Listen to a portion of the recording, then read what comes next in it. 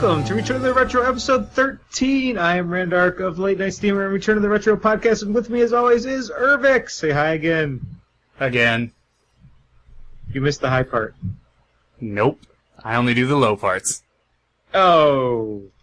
Today is Monday, April 28th, and it's been over 2 months since we've done a podcast, and that podcast has been lost, but we'll get into that. What are we talking about this week, Ervik? Super Mario RPG. Yes, Legend of the Seven Stars. Isn't it more like 7 pieces of stars? Like, it's not like 7 whole stars. But that's not the title. I don't know. Whatever. We'll get there. I want to say hello to everyone in the live chat, which is me and one other person, which I'm assuming is you, Ervik. It is me. Hi, me. Hi. We are no longer part of the Geek Insomnia Network. The network has been dissolved. We still have a really good relationship with the Late Night Steamer podcast that I'm on, and you should watch it. Late Night Steamer is now no longer available on iTunes or via RSS feed. They decided that Libsyn was fucking them too much, and now they're only available on YouTube and Twitch. Wait, don't we use Libsyn? Have we had a problem? I don't pay attention. We have not had a problem, but they're not the only podcast I know that has had a problem. One of the other podcasts that was on the network, Geek Culture Happy Hour, had their entire catalog wiped out by Libsyn. Ooh. And Libsyn's like, we never heard of you. I've been paying you for 3 years. What do you mean you've never heard of me? Nope. Ouch. So that was the end of that podcast. They just decided to stop it? Well, there was that, and one of the hosts has some personal issues that if he wants to talk about, he's welcome to, but I'm not going to put it out on my podcast. Yeah, no reason to do that nonsense. We're all about happiness here. So, yeah. So with that one being dead and Minecraft Uncensored being dead, that left 2 podcasts, and DJ and Scott didn't feel like upping the cost of the Geek Insomnia domain name, so it got dissolved when Heartbleed became an issue. But what about all of our wonderful forum users? You mean all of them that include me and no one else? Well, there were plenty of bots. I had a lot to say that the bots probably wanted to hear. We still have lots of bots on our comment system. Sweet. But I need to renew that like tomorrow, or that's gonna relapse. We're all about being timely and classy here. So anyway, now that we got through that little bit of news, what have you been playing? Aside from the title of the week, mostly Dark Souls 2, which I beat 4 separate times, and Diablo 3. Jesus Christ, dude. I fucking love that game, yo. Dark Souls is my fucking crack. Love it! Wait, what are you playing it on? 360. Really? You got a PS4 and you didn't get it for that? It's only on PS3 and 360. Oh, that's bullshit. Yeah, it was only last-gen consoles, unfortunately. And PC, but it just came out for PC, it was 2 days ago now. Yeah. So I arbitrarily chose 360. No real reason behind it.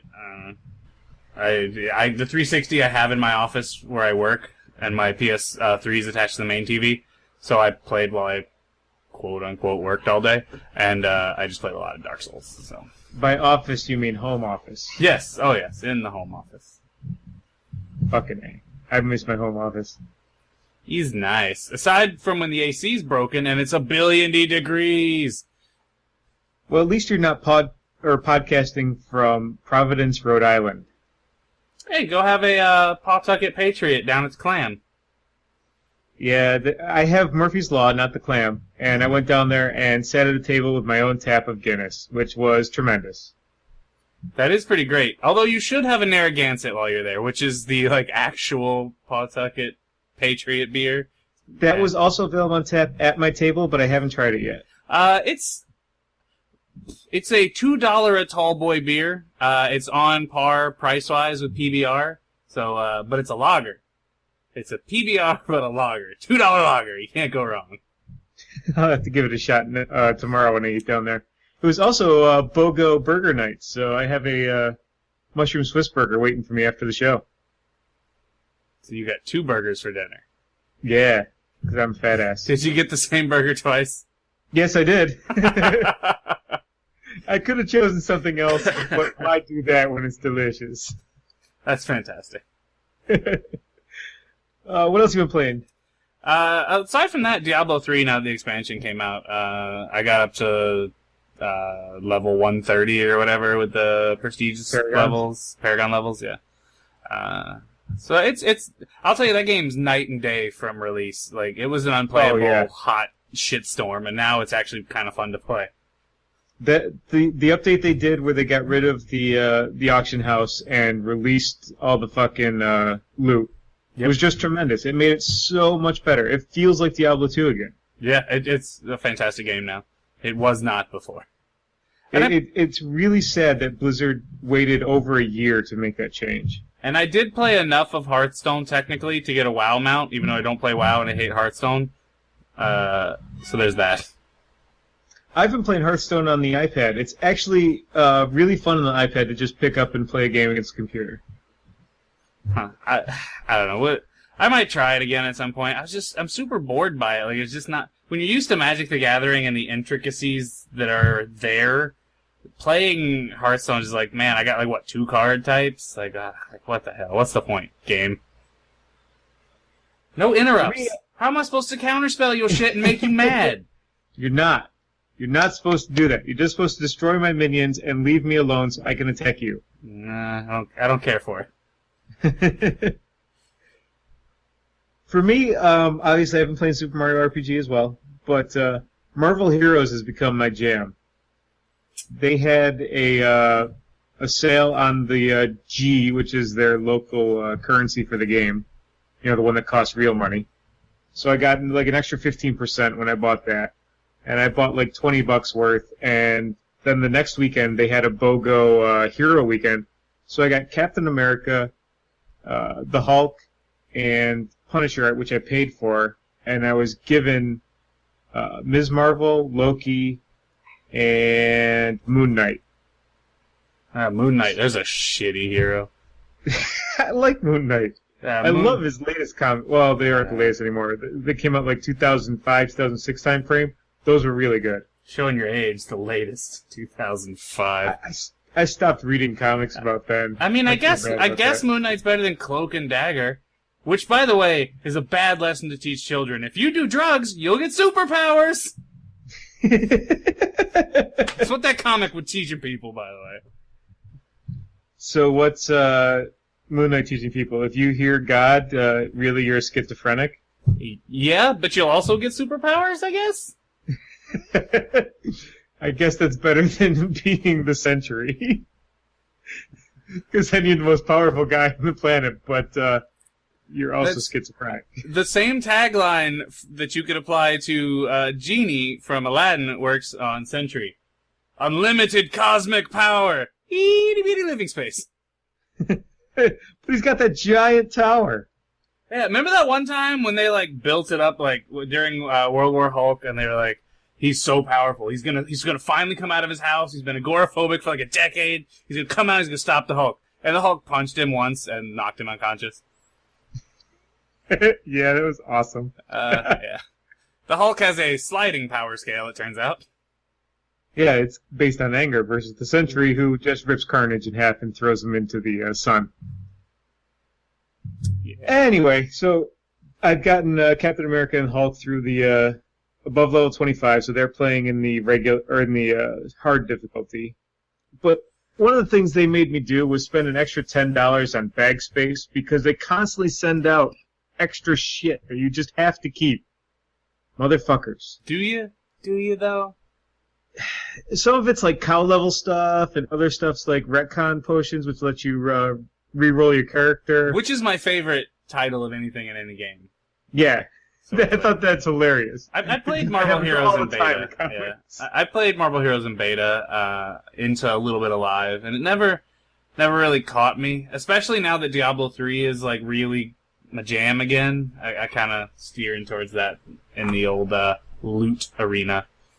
Marvel Heroes has really let up on the loot as well. You can find dupe around. If you kill dupe, he's the treasure goblins that are in Diablo 3. Why you gotta punch the pickle? He didn't do nothing wrong to nobody. And then they have cosmic cosmic dupes that are even better. But they will fuck you up. I ran into my first one, I didn't realize it, because the normal dupe doesn't fight back. Cosmic dupe will kick your ass. That's a quote. Full quote for the back of the box.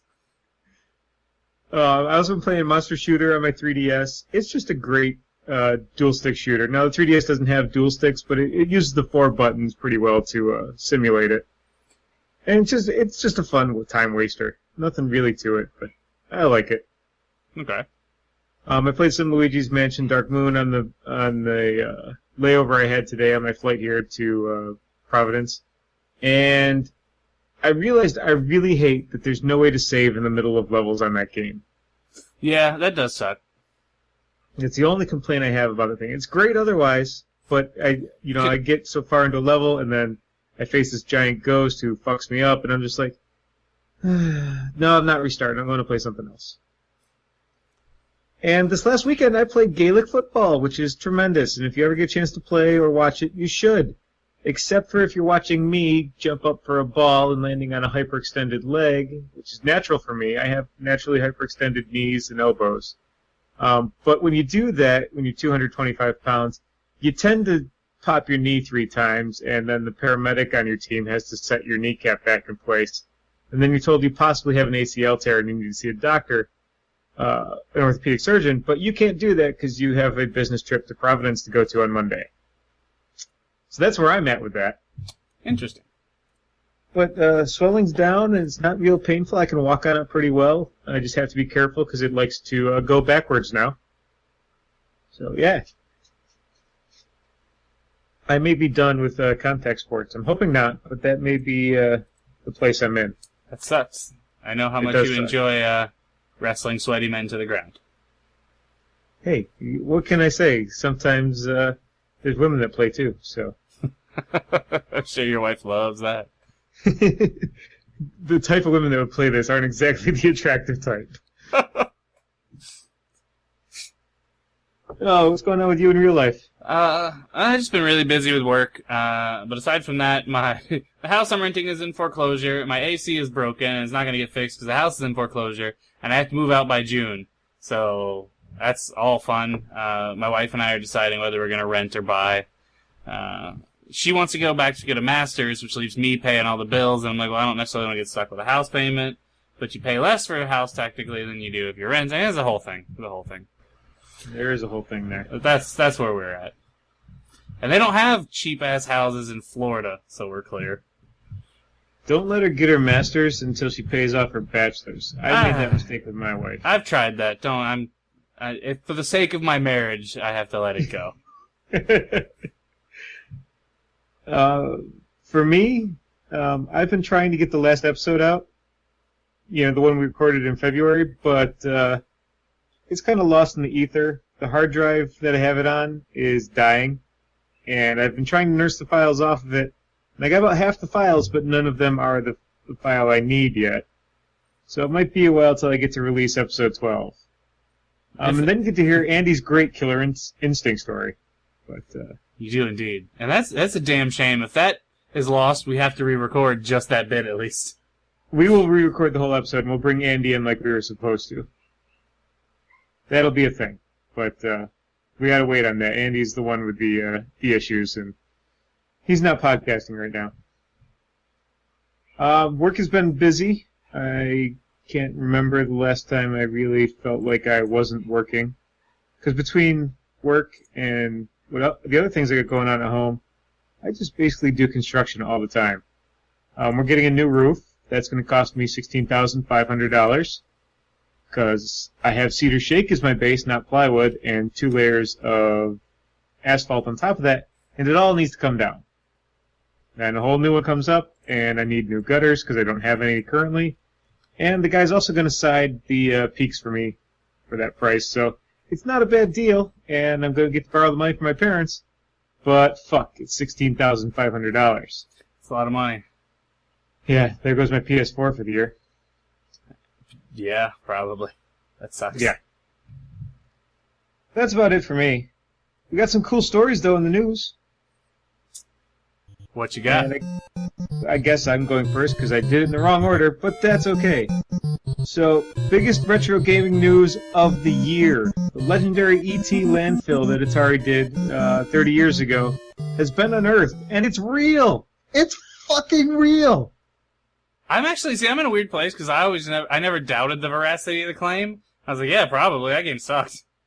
Have you ever beaten it? No. God, no.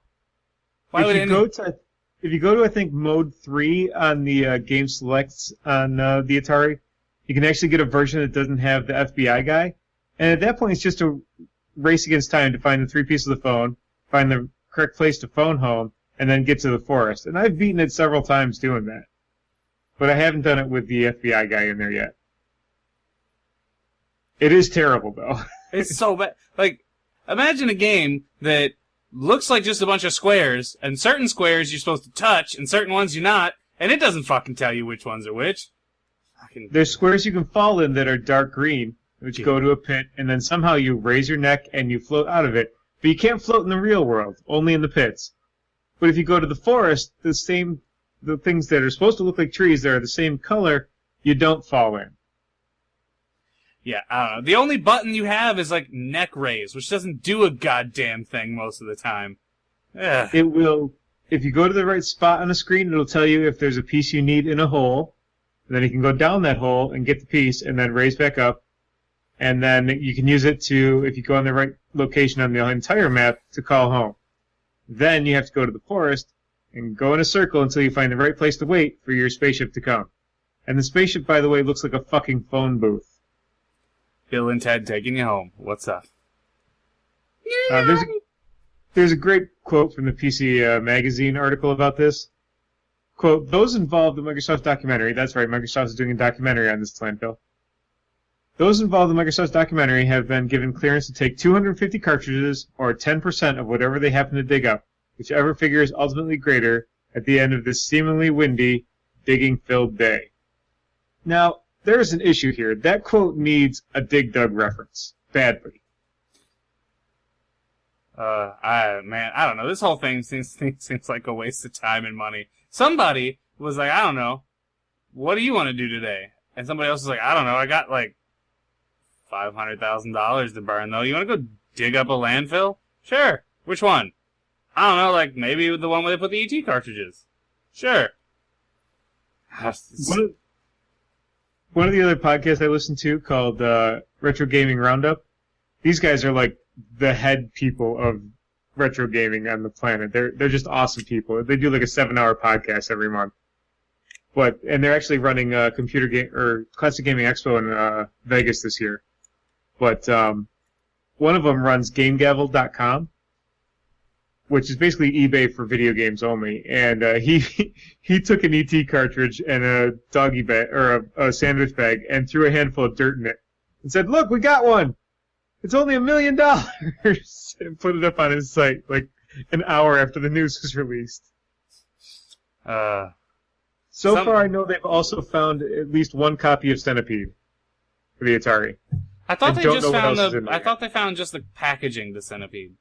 Oh, was it just packaging? I thought the game was inside of it. Maybe they eventually found it. I know the one I read earlier today said that they had found just the packaging. Okay. But I assume if there's packaging, there's a game somewhere. Yeah, I would hope so. I can't believe it's all ET all the time. So, I don't know. I'm looking forward to the documentary because I think it'll be interesting. I'll buy a copy and watch it. I'll borrow yours. You want to talk about our next story? Yeah. So in a move surprising, I'm pretty sure literally no one. Lucasfilm has announced with Disney, Disney/Lucasfilm has announced that they are disregarding any canon after the movies, essentially, that have aired. Basically shit-canning 30 years of what is essentially legalized fan fiction, because that crap sucks. That's accurate and fair, but these are high quality fucking writers, most of them. It's kind of messed up. Look, there are stories I like the Thrawn. The 5 books that Timothy Zahn wrote, the Thrawn trilogy plus the duology that came later, were pretty decent. There was some pretty good stuff going on in some of the comics. Some of them, like what was it, Heir to Darkness, whatever, the first comic that Dark Horse did, where the Emperor was cloning himself constantly, and his bodies were deteriorating, something dark side, and he opened a wormhole on Coruscant and sucked Luke into it, and Luke went evil to prevent the Emperor from killing him, and did some... But wasn't that Luke? Oh man, who knows? And then Han and Leia had a baby named Anakin, and that baby, the Emperor decided he would, steal the baby and, inhabit it, and, that would be his new body, because he didn't think it would deteriorate as fast or something. Which then they promptly, for the record, that wasn't canon, even though everything else was. But I don't whatever. That shit all sucked. Using Vong sucked. Jason Solo, whatever, sucked. Good riddance. I'm gonna get a bunch of hate mail, if you guys can figure out where to send it. But that shit sucks. Hosts at returnoftheretro.com. We never get emails, so I'm just going to throw it out there anyway. Yeah. Bring the hate mail. The hate mail is strong with you. Apparently, I only picked, really good books, because I read, the first 6 books of the Yuzan Vong series, which were really good.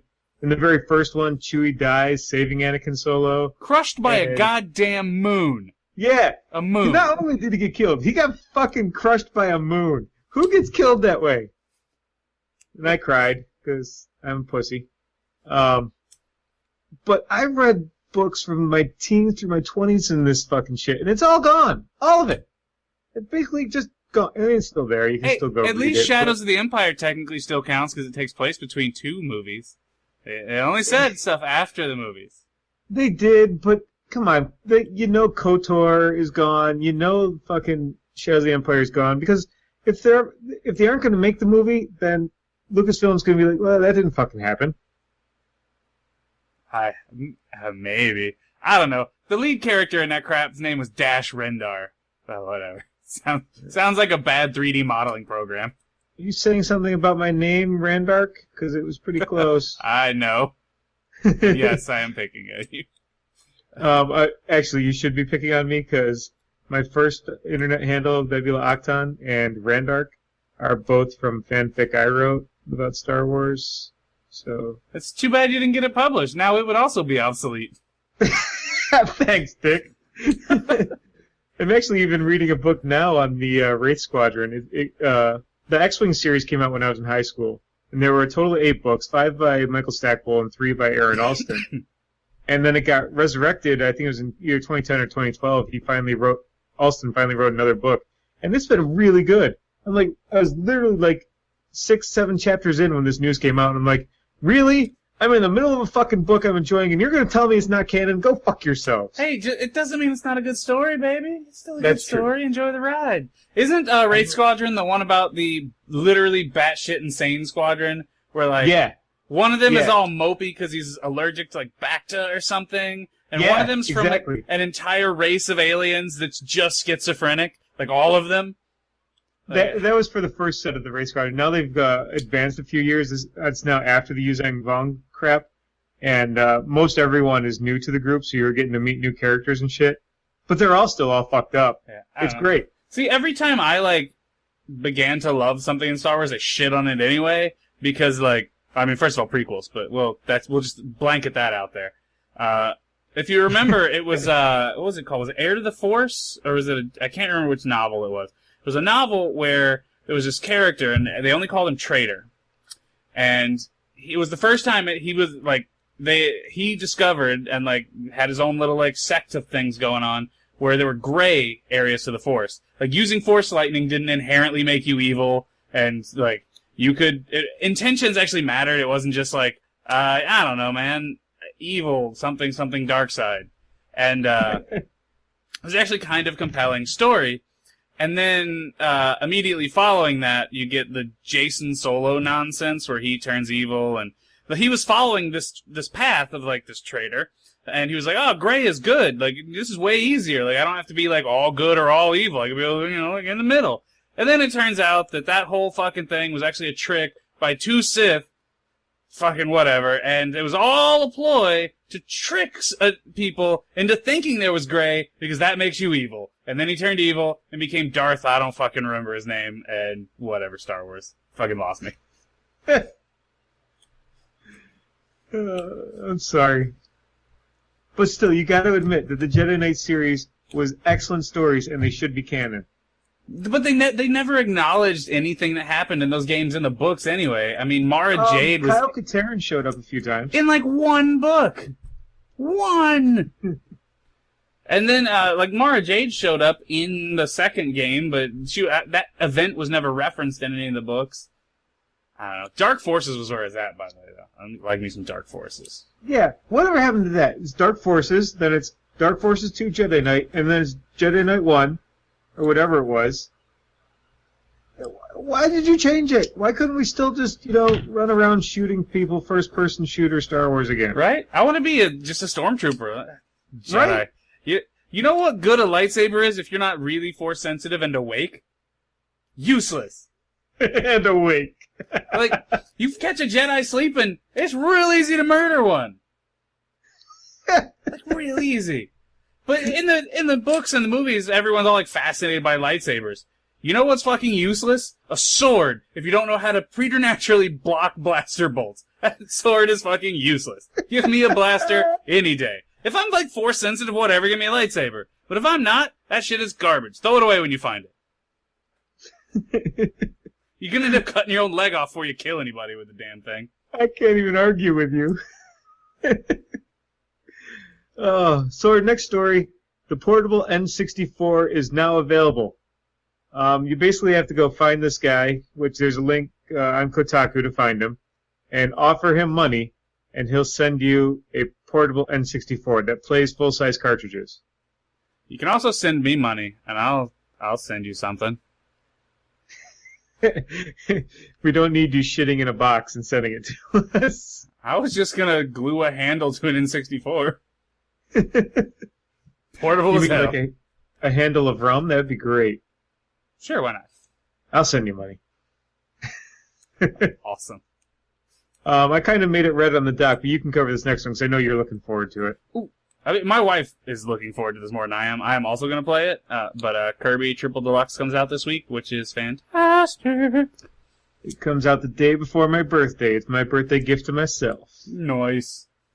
Because Kirby's Adventure is one of my all-time favorite games, and if this doesn't look like a Kirby game in the same vein, I don't know what does. Yeah, it does. It looks really good. I liked all the other stuff they've been doing, like Epic Yarn and stuff, but it is nice to see a little bit of a little more traditional Kirby. They've always used Kirby to like experiment with that type of shit, and it just bothered me because I want Kirby. I don't want weirdo Kirby. I want Kirby. I thought the name was perfect though because Kirby's the brand name of a vacuum cleaner in the States, and his main function is sucking things in. It is indeed. All right, that brings us into our featured game. Hooray, the news is over. And now we're going to talk about Super Mario RPG Legend of the Seven Stars, and the name's really long, and it's still $50 if you go and buy it in the store. But you can get it on the Wii console for a few bucks, yo. You just went all Skrillex on me. I have no clue what you said. You can pick it up on the Wii U console or the Wii console for a few bucks. Yeah, we actually got it for free from the Nintendo Club. Nice. Ooh, I haven't spent my points in a while. Maybe I should do that. Right now, all the real-life prizes are being revamped. They're updating their system, so you can only download games. But Super Mario World is on there for 200 points. Hi, folks. So you'll notice that right through here we had a bit of a technical issue. And I just wanted to tell you that we had one, because it doesn't really stream together too well when I parse it together in editing. But you didn't miss much, just us talking about bullshit while we were trying to figure things out. Thanks. Back to the show. Yay! Super Mario RPG Legend of the Seven Stars, or as I call it, Legend of the Seven Star fucking Pieces, because they're not stars. You antiquated, bad naming fox. So, yeah, it was developed by Square, as I said, and published by Nintendo, and it was designed by Yoshihiko Makawa. Makawa? Something like that. I'm not Japanese. Mekahine Hill? Hiro Fujioka. I always feel like an asshole when I try to pronounce it with an accent because I don't have one. But fuck it. It was originally released on the SNES in Japan on March 9th, 1996, and in North America on May 13th, 1996. And it was pretty well received, mostly positive reviews, and readers selected it the best game of all time as number 26 for GameFAQs and number 30 for IGN. So good for it. Japanese audiences received Super Mario RPG well, with 1.47 million copies sold, making it the third highest selling game in Japan in '96. Probably behind Dating Simulator and Hentai Rape Machine. Gotta get those tentacles, man. Though various aspects of Super Mario RPG Legend of the Seven Stars have received mixed reviews, it garnered praise for quality of the graphics and the humor in particular. Nintendo Power's review commented that the excellent 3D graphics helped the game appeal to a much wider audience than most traditional RPGs. Also, it was for babies. I mean, let's be clear here. This was RPG Lite. It appealed because it was easy as shit. Yep, and I'm actually going to talk about that because I thought that was excellent. It actually let me experience the story without wasting my time running off the map and back in to get the enemies to respawn and killing them fuckers again. Yeah, like you should. Earn it. Earn it, goddammit. You want to talk about the story? Yeah. So, essentially, it starts like every Mario game. You're having a picnic in the goddamn park or whatever, and Bowser comes along and steals your woman, and you keep getting punked like a little bitch. Just stand up for yourself. Don't wait till he steals her. He needs to, that's not what happens. He lets her steal his woman, and he runs off. So you think you're strapping in for a standard Mario game. You go save the princess. You're running. You go into Bowser Castle. You run along some chandeliers. Bam! Punch Bowser in his dick. Get him. Fight him. And right when you're like, yeah, I'm gonna save this princess. This game is gonna be over quick. What did I pay like $50 for this for? All of a sudden, a big ass talking sword falls through the castle. Hi-ya! And like cuts it in half. Everybody flies everywhere because physics don't make a goddamn lick of sense in Mario World. Like, fly like continents away. And you're like, what the fuck just happened? So you start, and now the game like actually starts now. So you like journey yourself back to the castle, and there's this talking sword, and it's like, nah, dog, this castle is property of the Smithy Gang now, which is the least hardcore name of a gang in all time. Like, ever. So at this point, you're like, what the fuck? So you go find Toad, and he's like, where's the princess? And you're like, shit if I know, man. I flew out of castle. And then the game starts, and you collect some eclectic characters, like a talking doll possessed by a star or something, and this, like, cloud monster that thinks he's a tadpole. It's a marshmallow. That's why his name's Mallow. Yeah. He thinks he's a tadpole man. He thinks he's a little tadpole monster. So, and then you get Bowser in your party, which is like, this was a big deal. It's the first time you ever play as Bowser. Like, which was badass. Yeah. He only wants to help you because he's like, I don't know, man. These people stole my castle. Shit, that ain't cool. He does not want to help you. He wants to fuck them. Let's make that clear. And then eventually, like, at the end of the damn game, it feels like you finally get Peach in your party. And she's actually baller cool because she can resurrect characters and shit. Which is nice. Which I didn't find that out until the fight just before you get to the factory, where you got to fight those two assholes, and then whichever one you beat, the other one goes on top of the fucking Arbok. Arbok. Yeah, I just made like a Pokemon reference. Yeah, I just was like, I am not going to use Peach. Fuck that. I am not using this bitch. Oh, she's ever. Great. She's so good. She is. I was very surprised. I was like, Mallow's doing all my healing. I'm just going to do it that way. And I stocked up on pick-me-ups, and then I ran out of them, and I was like, oh, fuck. Yeah, no, Mallow, once you get Princess Peach, is kind of pointless. I kind of kept him just because the game turned into his story, and the Smithy shit didn't even matter for a while. Yeah, spoilers. He's, like everyone except Mario, king of some stupid fucking realm. Even Yoshi is like king of the lizard monsters. That's true. The only one who's not is Toad, and that's because he's fucking Toad. I guess Mario's like king of Luigi, so I mean, that's something, I guess. And then what does that make Luigi? King of nothing? Oh yeah, king of sucking. Look at me, I jump funny. So yeah. So basically, the Star Road gets destroyed, and you have to rebuild it. Yay! Yeah, the sword on the way to the castle destroys Star Road. Hence the 7 pieces of star you gotta get, and why there's a creepy doll named Gino that wants to, like, help you because it's possessed by a star or something, and it gives you nightmares because of its terrifying monster face. I have a real problem with some things like finding a piece of the thing and then immediately having it stolen from you. Yeah, that just really turns me off. That's kind of the theme of Mario. Like, look what I got, and then Bowser, or I don't know, King Blacksmithy Fuck, who I can't remember his last name. King Blacksmithy Fuck. That's really, they're called the Smithy Gang because their leader is a blacksmith. Like, what? What? Are you tired of, like, making silverware for people? Like, what? I don't understand. Like, I don't get it. Are you just pissed off? And if you are, why do you still let people call you blacksmith? Like, I don't know.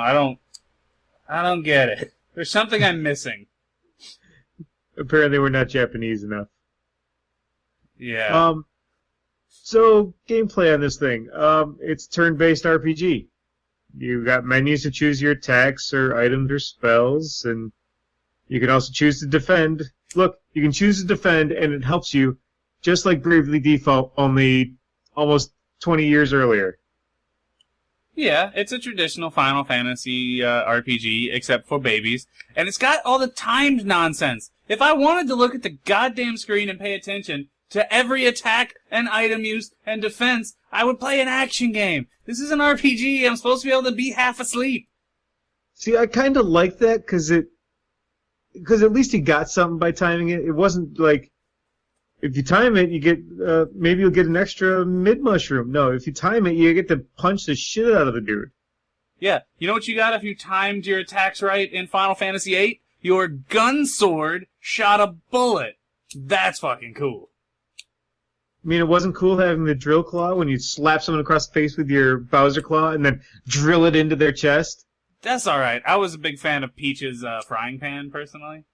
Oh, I never got the frying pan. I never upped her gear because I wasn't using her. So now I'm in the factory with her, and I just beat the director. That's as far as I've gotten. And she really needs some updated gear because she's getting her ass kicked every time she's touched.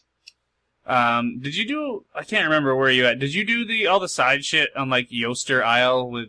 Yoster Isle. God damn it. Yoshi's Home Island? Because, I don't know, we can't name shit. I don't remember any of that. Yeah, you didn't do it then. There's a whole side area you can do. And the blue Yoshi, whose name is Boshi, for whatever reason. There's like a whole race thing you can do, and you get Yoshi cookies, and like once you do all of Yoshi Island, you can actually summon Yoshi in battle, and like he will like fight with you. It's like a summon, like an item thingy. Oh, I have Yoshi's cookie. Okay, you get a bunch of those, like cookies, like for the race. Like that's like an endless supply, basically. Alright, that'd be cool. There's also a boss in this game named Punchinello. So we're clear. Like, I can't do it. Oh, some of the names are just terrible. There is, however, a talking shark monster named Jonathan Jones, and I think that shit's awesome. I don't know. That guy was cool. But yeah, so back to a little bit about the gameplay. You got if you time your shit, you can actually increase your spell's attack and your normal attack and your defense when you're blocking. You just gotta press the right buttons at the right time. But I do have a complaint about this game's play. There is a point in the game where you are forced to give up a piece of the star, which I talked about earlier, because a certain group of assholes is tickling an old man. God damn it. Let him fucking tickle him. You're not taking my goddamn star road from me, you fuck. And I went through that choice about 10 times, hoping that there's some way I could skip that. Tickling But no, it's a false choice. And false choices need to be removed from the planet. Yeah. Do you want to give him the star? No. Then we're going to keep tickling. Do you want to give him the star? No. Keep tickling. That's literally what happens. It's fucking terrible game writing. But that's really the only terrible thing I think about that I found in this game. The rest of it was great. So you beat Nimbus Land then, right? If you're in the factory, you beat World 6? The like Cloud Town. So you beat the dragon, the Tsar dragon? I'm sure I did. I just don't remember. I think it's the last boss, right? No, it's not. It's right before you get to the Rangers, the stupid Oh, okay, yeah, the Axum Rangers or whatever. Koopa Troopers. Yeah, the Tsar dragon. When you kill it, it turns into the dreaded bone worm Zombone. Yes. God damn it! Come on, game. Come on. Oh, that's by the way, if you've noticed, we've mentioned enemies like Koopas that are traditionally in Bowser's army. Well, as soon as they see a moment of weakness when Bowser gets his castle taken, every fucking one of them is like, we pledge allegiance to the Smithy gang and fuck Bowser. Which not quite all of them. There was a Goomba who's like, well, I just didn't want to work for either of you, so I'm going to Monster Town. Fuck all of you. Which, I don't know, that says a lot. That, like, once he finally conquers Smithy gang, he's like, alright, you can all come work for me again. Why would you trust those treacherous bastards? For the same reason you put Mario on your team, who's always stomped the shit out of you. Also, you just want your castle back. I'm just saying, if like, the first time Bowser's defeated, everyone jumps ship, why doesn't Mario have an army of Koopas? Why isn't every Koopa like, fucking Mario, dude, we're following you? And Mario would be like, no, I just want to be me, Mario. And they're like, fuck that, we're gonna follow you whether you like it or not, because you kick major ass. I love, that was one of the best themes of the game, where Bowser just gets ignored because Mario's a badass jumper. Yeah. I was like, look at my claws, blah, and everyone's like, oh, Mario, you can jump really high, will you show us? And the game actually makes you fucking press the button to jump. Yeah. But Bowser does a shit ton of damage, which is nice. Yeah, he does. He's a great character to have in your group. I really enjoyed playing with him. And he was probably the funniest character in the game. Well, that's kind of the trick, is your party was pretty much, you had to have Mario.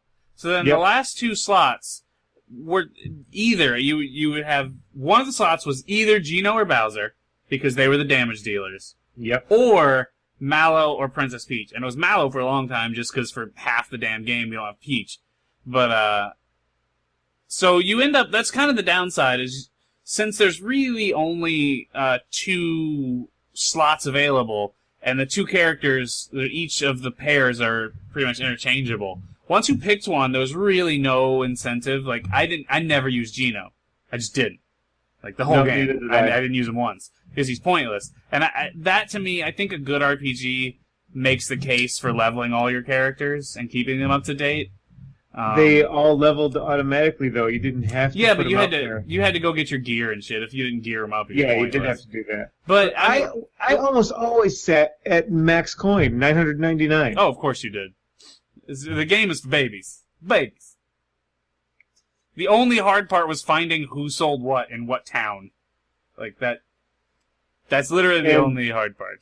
And the occasional, what the fuck do I do now? Yeah, there was, I mean, any Final Fantasy game. I don't even know if it's on purpose. I think they're like, oh no, clearly the only place you can go is bumfuck middle of nowhere. How do they not know this? I think it's just, I don't know. I think one of the guys at the Square Enix had their head up their ass when it came to designing that stuff. There was, if you went to the side place, by the way, which I guess you didn't, if you go to, I swear it's Yoster's Island, but it might have been one of the other side areas. There was actually a whole little area that was side-scrolling. Yeah, I definitely didn't do that. Which was neat. I mean, I believe it was the in-between area to Yoster's Island, I think is where it was. It was either that or there's another little side place later, which is a casino, which I did not do this time through, but I have seen. So That's cool. I'll have to go look for that stuff. You want to talk about the music and shit? Yeah, the music is really good. I actually have the soundtrack on my hard drive. I don't have it like currently in a playlist or anything, but I have listened to it many times. I got it from my friend Travis years ago when I raided his music vault. The music is really good. It's a combination of fleshed out Mario themes, and you'll recognize them pretty quickly, like the Underworld theme and the Overworld theme, Waterworld. But they're really well done and orchestral, and they sound really pretty. But there's also a mix of pretty traditional Final Fantasy jams from Final Fantasy 1 and 2, updated and fleshed out. And the music is pretty bitchin' all around, I must say. The only complaint I have is I'm really sick of hearing the victory tune. Yeah. It just plays every time you win a fight. You're just like, enough already, please no. But any RPG is that way. I mean, yeah. I had nightmares of the Final Fantasy VIII win sound, and I know people did to 7 too. So how did you ever pick up Mario and Luigi Dream Team? I played not Dream Team, but what was the first one? Bowser's Inside Story or whatever. Oh, I never even heard of that. Yeah, it's let me see if I can find a link to it. I'll show you. While I talk about it anyway, because that would be super boring to everyone else. It was the game was took place inside I think it was Superstar Saga or something, or it takes place inside Bowser, and it was the dual screen for the DS, and okay. You would actually Bowser was on one screen, and so you would actually alter, you go into his guts and pound on it, and he would roll over, which would give you access to other spots to go and stuff. It was kind of neat. Which is, it definitely has its roots in this game, much like Dream Team and that other one that Superstar Saga, I guess it was called, the third one. Mm-hmm. So yeah, I like them, but much like this game, I felt they're just too easy. And I get that, it's a Mario RPG, and it's designed for babies. My friend, I mentioned my friend Travis earlier, he hates RPGs, loves this game. There's no real grinding. The levels are almost arbitrary.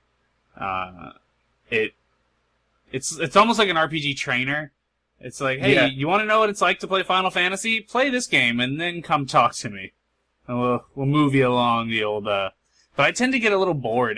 I need a little more challenge. The story's really good. The game is really good. The music's really good. It just, overall, I need a little more challenge for my games. But I did have a lot of fun playing this, and I wish I'd played it a long time ago, because I think I probably would have enjoyed it more. Yeah, I agree. I would have liked this a lot back in the late 90s, but because we've played other RPGs, it does have a little bit of lacking to it. But Mario & Luigi Dream Team is a successor to this game as well, and it even has some of the same features, such as the timing of the fights and everything, that are still in it. And personally, that's the current rendition of the Super Mario RPG. It's available on 3DS. And if it goes on sale, it's definitely worth your time to pick up. It's got some cool features in it, like you get to pull Luigi's mask or mustache on the lower screen, to fling Mario around on the upper screen. It's just really cool. So if it goes on sale, you should pick it up if you like this game. Overall playing experience, anything else you want to add to it? No, I had a really good time. I will say some of the worlds, being the squares that they were, felt very disconnected from, I didn't get a real good sense of how the world laid out necessarily, if that makes sense. No, it makes sense. However, a lot of it was a pain in the ass to navigate too. Yeah.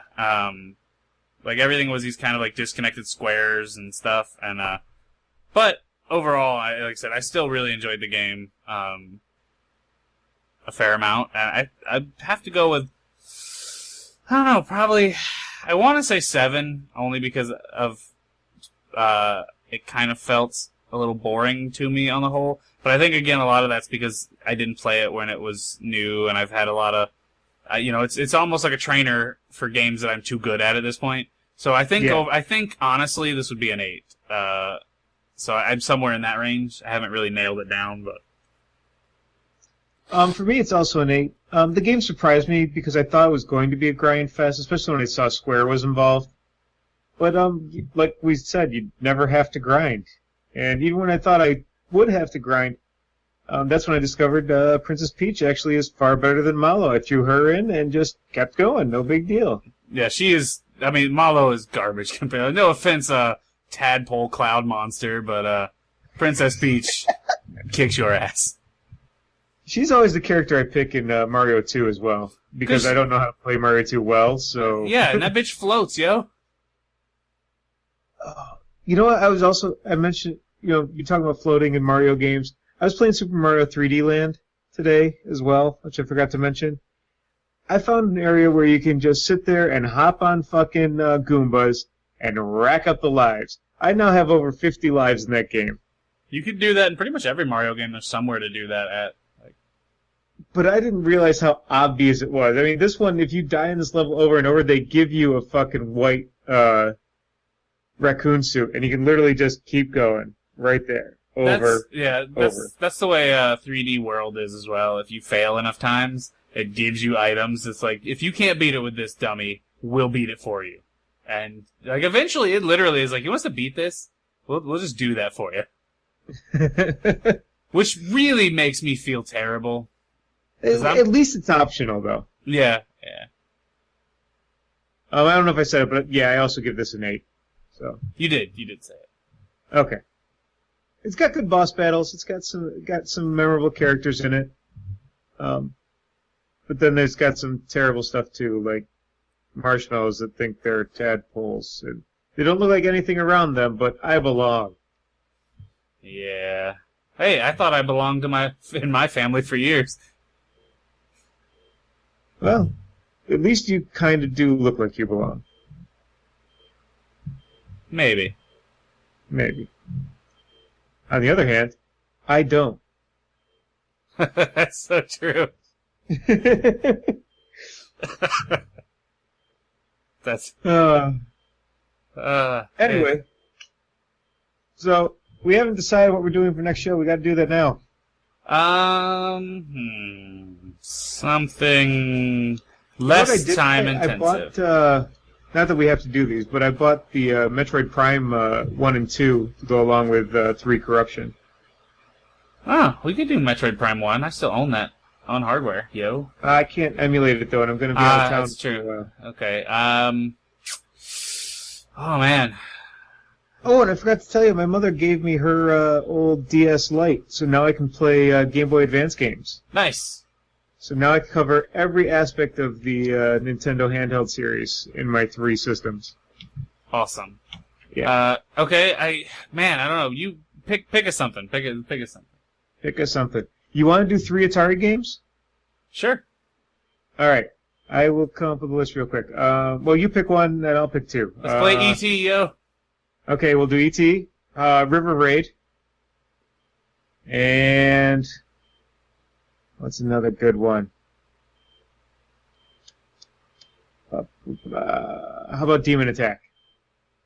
Demon Attack, yes. Which reminds me of an NES game we should play at some point called Demon Sword, which was an absurd game. I love Demon Sword. I used to own that game. That thing was awesome. I never even understood what I was doing, because eventually you could just jump across screens at a time, waving your pointy Wave sword. That fucking sword. Ching, ching, ching, ching, That ching. game made no goddamn sense. No, it didn't, but it was fun. It was. It was fun as shit. I love that game. But now we can't play it because you already played it. Yeah, I know. Oh, well. Damn it. I'm just going to have to play it on my own. Actually, I've played all of these, so that doesn't really count either. We can't do that. Shit. Excuse me, I'm dying over here of the plague or something. We can't do these games. I've played them. I forgot about that rule. Oh, damn it. Son of a bitch. We're going to have to cut some of this umming, awing out. Him haw. I'm sure you played Contra. I played Contra.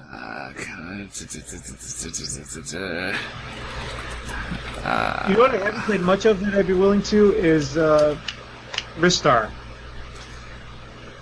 Okay. R-I-S-T-A-R. Ristar. Yeah, I've actually not played that one, so we'll do that one. Oh, good. We'll do that then. Ristar for the Sega Genesis. It's a platformer. It's kind of weird, and you can actually my video of me playing it is up on the Rarcast channel still on YouTube. So if someone wants to see what I've done so far, you can. But it's like a half hour in, so I got plenty to play. Okay, beautiful.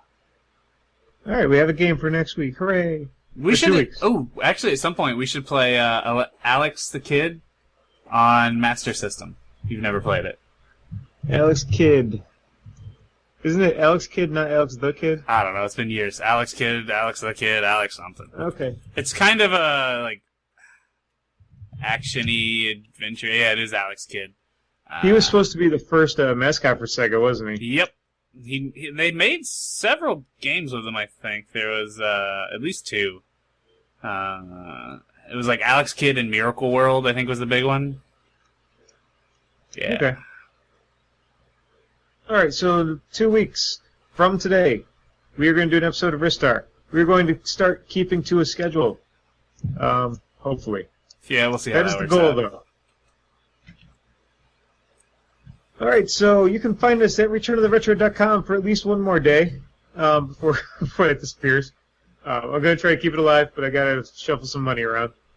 I'm actually going to help you out. We can knock down our Libsyn subscription, and I'll handle that next time I'm logged in there. Okay. And we still have the same theme song from Timber at freesound.org. And normally we'd play that here, but I'm going to have to edit it in because he's hosting and I'm not. And I don't have it on my computer because I'm a bad host. You're a bad hoe. What? Oh, you put an ST on the end. I'm sorry. I mean, anyway, I'm a good hoe. Thanks, everybody, for coming to the live show. So thank you, Ervik. Thank you, me. Yay, we made it. We are our biggest fans. We are our only fans. Not only fans. I got a few friends that listen. Actually, we had more downloads than Late Night Steamer for a little bit. Awesome. Yeah. We are the greatest.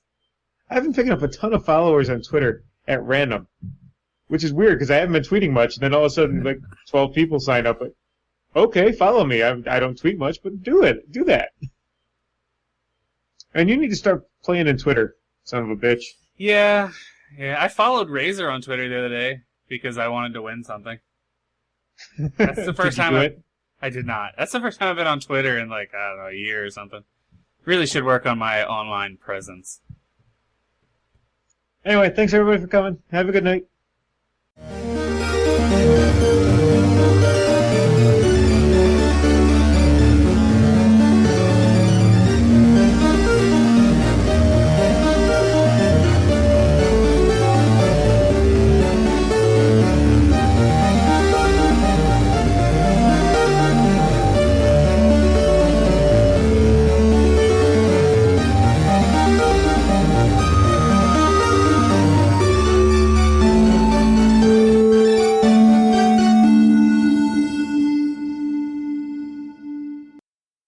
Welcome to the Classic Gaming Challenge. I am Randark.